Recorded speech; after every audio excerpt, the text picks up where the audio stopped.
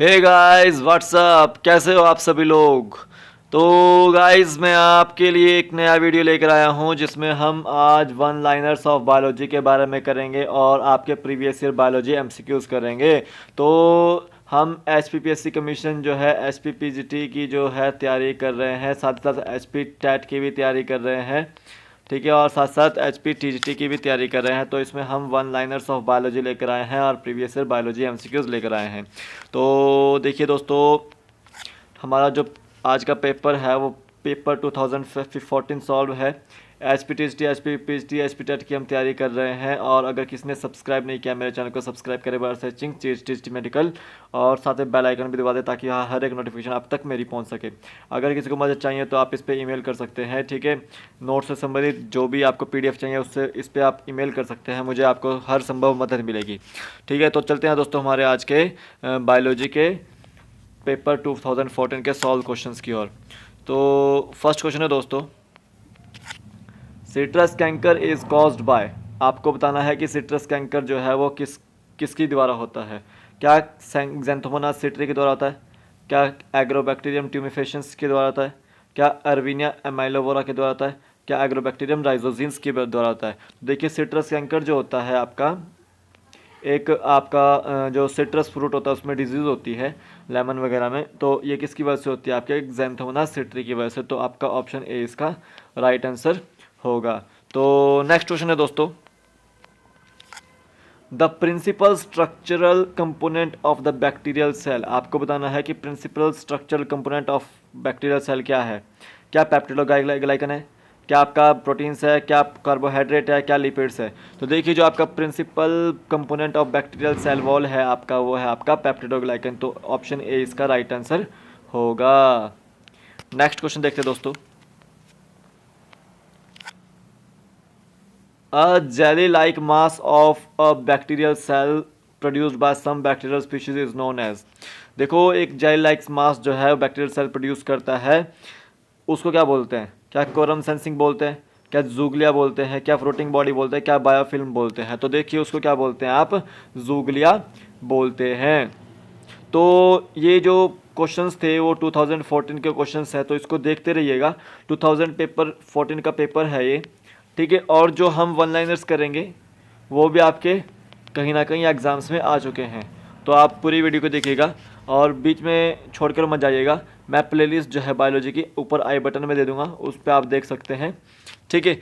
अगर आपको पीडीएफ चाहिए तो आप 9459859707 पे व्हाट्सएप कर सकते हैं, ठीक है। ये मेरा अपना पर्सनल कॉन्टैक्ट नंबर है, इस पर आप व्हाट्सएप कर सकते हैं, आप वहाँ से पीडीएफ मंगवा सकते हैं, ठीक है दोस्तों। तो नेक्स्ट क्वेश्चन के लिए और चलते हैं। तो इसका आंसर जो मैंने बताया आपको जूगलिया है इसका आंसर, तो ऑप्शन बी इसका राइट आंसर होगा। तो नेक्स्ट क्वेश्चन है दोस्तों, the reserve food material in chlorophyceae. Chlorophyceae के बारे में मैंने आपको बता चुका हूँ पहले ही, ठीक है। क्लोरोफाइशी क्या है, आपके ग्रीन एल्गी है, ठीक है दोस्तों। ग्रीन एल्गी जो है वहाँ पे आपके पास क्लोरोफिल ए होता है।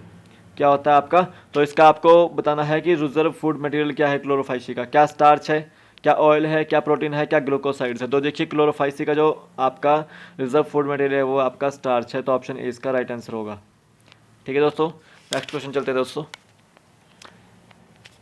Chlorophyll A and D R together present in. आपको बताना है कि क्लोरोफिल ए और डी कहाँ प्रेजेंट होता है, ठीक है। क्या क्लोरोप्लास्ट में होता है, क्या आपका मिक्सोफाइसी में होता है, क्या फाइफाइसी में होता है, क्या रोहोडोफाइसी में होता है। तो देखिए जो क्लोरोफिल ए और डी होता है आपका, वो आपका रोहोडोफाइसी में होता है। तो ये रोहोडोफाइसी जो है आपकी वो रेड एल्गी है, ठीक है दोस्तों। तो रेड एल्गी किसकी वजह से है, ये आर फाइको इरिथ्रिन की वजह से है दोस्तों, आर फाइको इरिथ्रिन। और एक और पिगमेंट है आर फाइको सयानिन, इसकी वजह से दोस्तों। तो आपका ये देख लेना कि रोडोफाइसी में आपका क्लोरोफिल ए और डी होता है। तो ऑप्शन जो है इसका डी ऑप्शन इसका राइट आंसर होगा। अब ये फायोफाइसी भी है, फायोफाइसी, ठीक है। और ये आपका मिक्सोफाइसी है, ये क्लोरोफाइसी है, ये सब आपके जो है आपके क्या बोलते हैं, ये एल्गी के ही पार्ट हैं, ठीक है।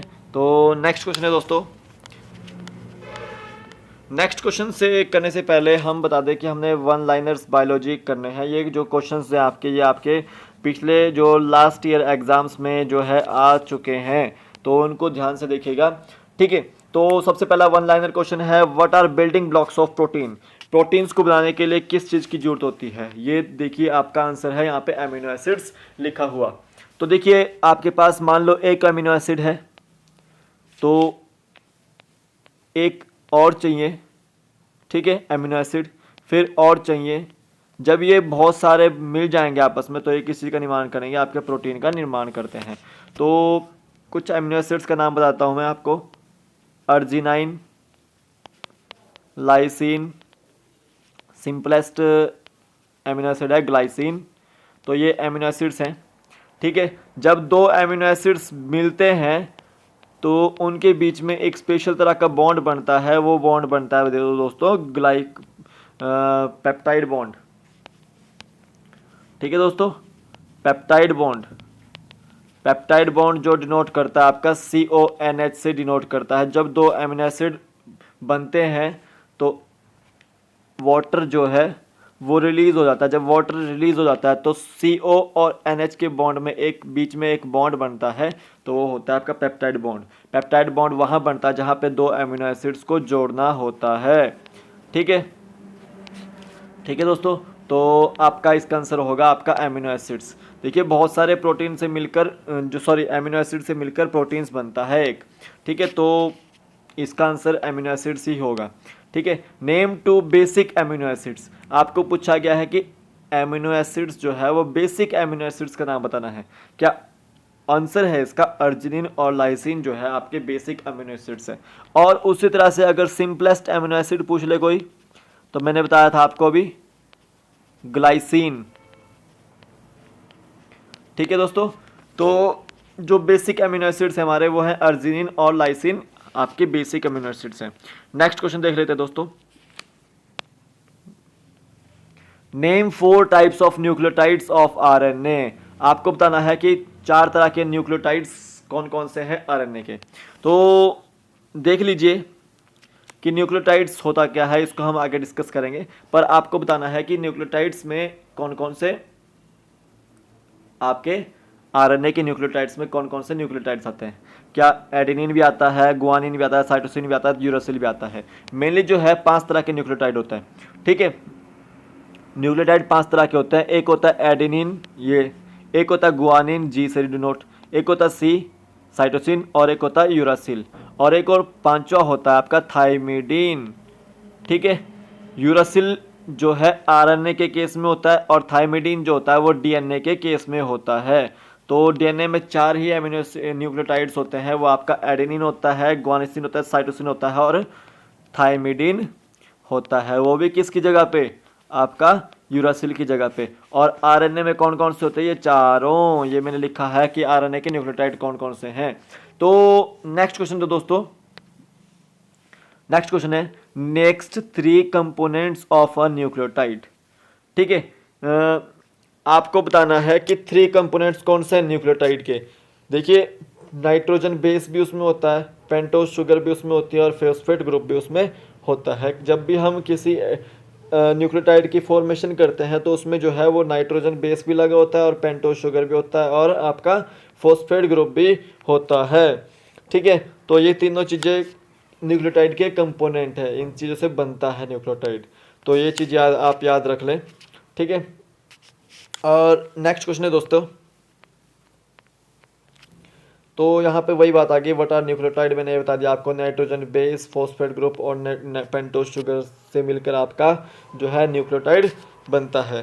तो एक और चीज़ है यहाँ पे, what is cellular pool. Cellular pool क्या होता है, ठीक है। सेलुलर पूल होता है a collection of various types of molecules in a cell, ठीक है। सेल के अंदर वेरियस टाइप्स ऑफ मॉलिक्यूल्स का कलेक्शन जो होता है उसको बोलते हैं आपका सेलुलर पूल। पूल समझते हैं ना, पूल, वाटर वाला पूल। तो वहाँ पे क्या, बहुत सारा वाटर इकट्ठा होता है, उसी तरह से सेल में भी बहुत सारे मॉलिक्यूल्स इकट्ठे होते हैं, तो उसके कलेक्शन को क्या बोलेंगे, आपका सेलुलर पूल होता है। तो नेक्स्ट क्वेश्चन है दोस्तों,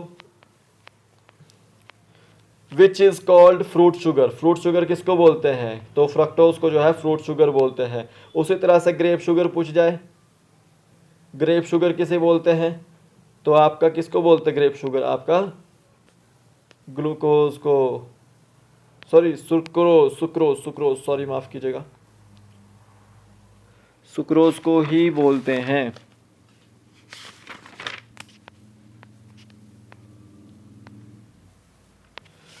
सॉरी माफ कीजिएगा, ग्रेप शुगर जो है आपका वो ग्लूकोज को ही बोलते हैं, माफ कीजिएगा, ग्लूकोज याद आ रहा था मुझे, पर ग्लूकोज को ही बोलते हैं, सुक्रोज को नहीं बोलते।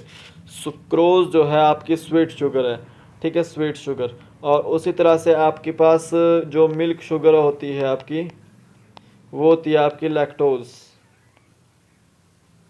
ठीक है। और जो बीन्स वगैरह में होती है आपकी, जो जैसे राजमा वगैरह में, उसमें होती है आपके बीज वगैरह में माल्टोज, माल्ट शुगर, ठीक है। तो इस चीज़ को याद रख लें।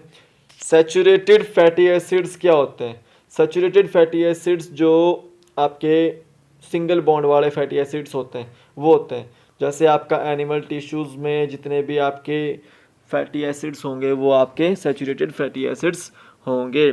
उसी तरह से अगर पूछा जाए कि अनसैचुरेटेड कौन से होते हैं, अनसैचुरेटेड में आपको सिंपल सा याद रखना है कि आपको डबल बॉन्ड और ट्रिपल बॉन्ड वाले जो फैटी एसिड्स होते हैं वो अनसैचुरेटेड होते हैं। वहाँ वो कहाँ पर होते हैं? आपके प्लांट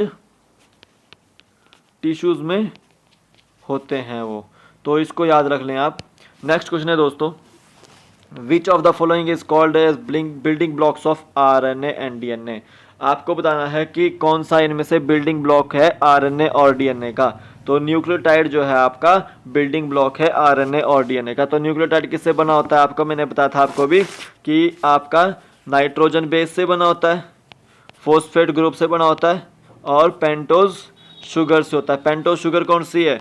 राइबोज आरएनए के केस में, और डीएनए के केस में डीऑक्सी राइबोज, मिला दो इसको, ठीक है। तो इस तरह से आप याद रख लें।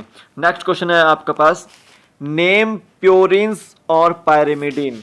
प्योरिन्स का नाम बताना है आपको। तो अभी मैंने आपको न्यूक्लियोटाइड्स बताए थे, तो दो तरह के हैं, प्योरिन्स और पायरिमिडीन्स, ठीक है दोस्तों। तो प्योरिन्स कौन से हैं? आपके एडेनिन, गुआनिन, और पायरिमिडीन कौन से हैं? आपके साइटोसिन, थाइमिडीन, यूरासिल।